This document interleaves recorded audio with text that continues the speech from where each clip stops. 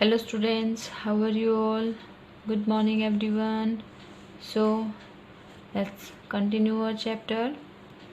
Consequently, even though I could see the horse, so magnificent, even though I could smell it, so lovely, even though I could hear it breathing, so exciting, I couldn't believe the horse had anything to do with my cousin Murad or with me or with any other member of our family, asleep or awake, because I knew my cousin Murad couldn't have bought the horse, and if he couldn't have bought it, he must have stolen it, and I refused to believe he had stolen it. अब narrator कहता है आरम consequently कि इसका परिणाम क्या हुआ। हालांकि I could see the horse, वो घोड़ा देख सकता था जो इतना शानदार था।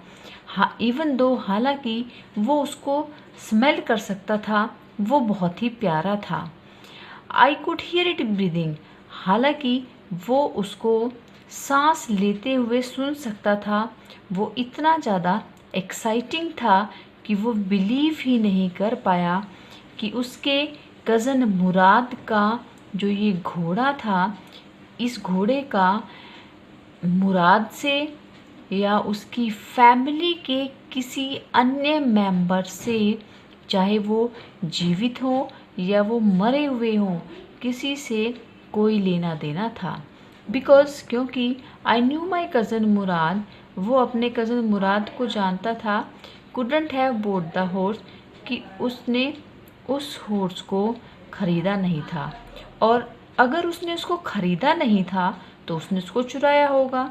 और नैरेटर कहता है कि वो इस बात पर विश्वास नहीं करता कि उसने घोड़ा चुराया होगा। No member of the Garoghlanian family could be a thief, क्योंकि उसका विश्वास है कि गैरोगेलिनियन फैमिली का कोई भी मेंबर चोर नहीं हो सकता। I stared first at my cousin and then at the horse, पहले उसने अपने भाई मुराद को देखा, उसके बाद उसने घोड़े को देखा। There was a pious stillness and humor in each of them, which on the one hand delighted me and on the other frightened me. अब दोनों ही बहुत ही पायस मीन्स होता है पवित्र, पवित्र रूप से बिल्कुल शांत थे, स्टिल थे और हैप्पी थे। एक तरफ इस बात से नैरेटर बहुत खुश हुआ, लेकिन दूसरी तरफ वो डर भी गया। Murad, I said, where did you steal this horse, तुमने ये घोड़ा कहाँ से चुराया। Leap out of the window, he said, if you want to ride, लेकिन उसने उसकी इस बात का जवाब नहीं दिया। उसने उसको बोला कि आरम, अगर तुम इस घोड़े की राइड करना चाहते हो, घुड़सवारी करना चाहते हो, तो विंडो से कूद जाओ। इट वॉज ट्रू, ये बात सच थी। He had stolen the horse, कि फिर तो उसने जरूर वो घोड़ा चुराया था। There was no question about it, अब इसके बारे में कोई शक की बात नहीं रह गई थी। He had come to invite me to ride और नॉट एज आई चूज़, वो वहाँ पर आया था कि उसको चूज़ करना था कि वो राइड करेगा या नहीं। तो आरम को ये बात चूज़ करनी थी कि उसे घुड़सवारी करनी है या नहीं करनी, और मुराद को इस बात का कोई आंसर नहीं देना था कि उसने घोड़ा कहाँ से चुराया। उसने उसको घोड़े के बारे में कुछ नहीं बताया। Well, it seem to me stealing a horse for a ride was not the same thing as stealing something else such as money. लेकिन नैरेटर कहता है कि खैर उसको ऐसा फील हुआ, ऐसा लगा कि घुड़सवारी के लिए घोड़ा चुराना वैसी बात नहीं थी जैसे कि पैसे चुराना। For all I knew may be it wasn't stealing at all, जहाँ तक वो जानता है तो ये चोरी नहीं थी।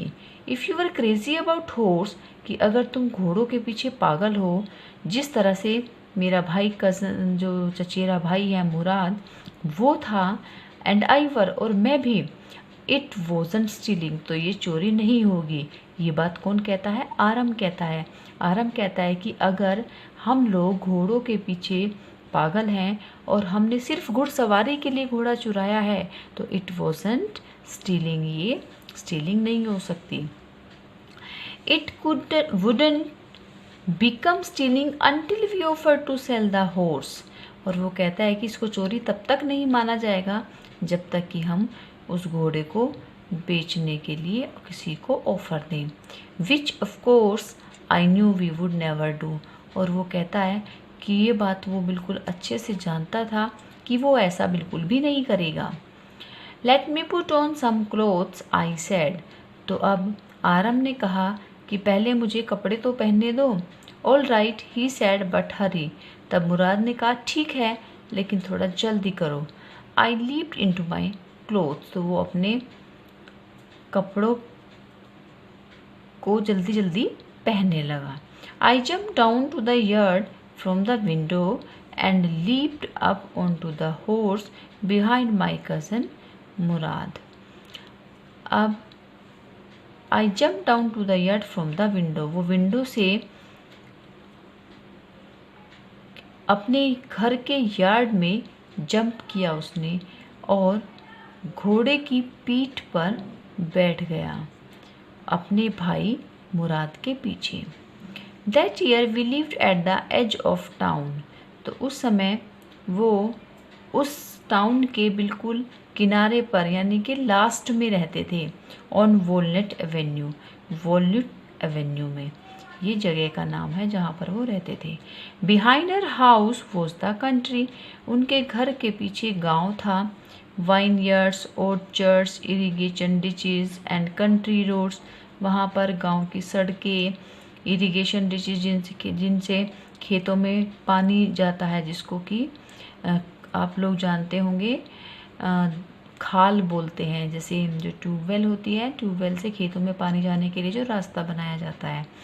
और अंगूर की बेल थी, ऑर्चर्ड्स बहुत सारे बगीचे थे।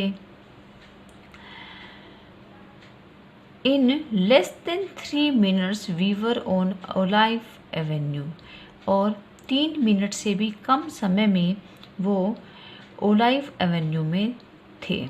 And then the horse began to trot, और फिर उस घोड़े ने दौड़ना शुरू कर दिया। द एयर वॉज न्यू, हवा बहुत ताज़ी थी।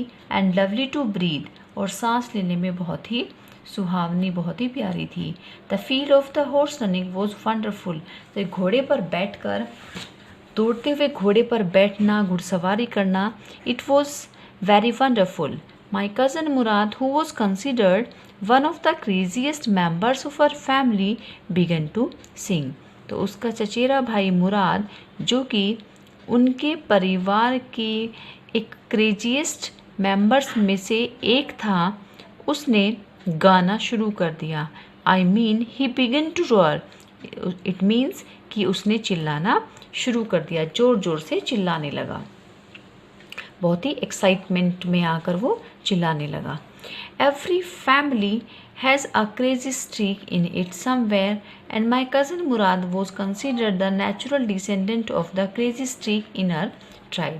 तो हर एक परिवार में कहीं ना कहीं एक कोई क्रेजी व्यक्ति होता है, और उसका भाई मुराद, उसको भी उन्हीं की जाति के एक नेचुरल डिसेंडेंट के रूप में देखा जाता था, मतलब कि उनकी प्रजाति का वो एक वंशज था जो कि सन की था।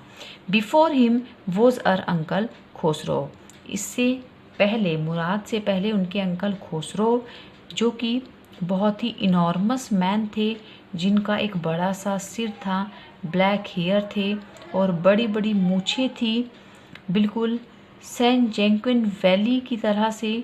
अ man so furious in temper, और वो हमेशा गुस्से में रहता था, बहुत ही इरिटेबल था, चिड़चिड़ा रहता था, तो वो उसका वंशज माना जाता है। Okay students, I think it's clear to you.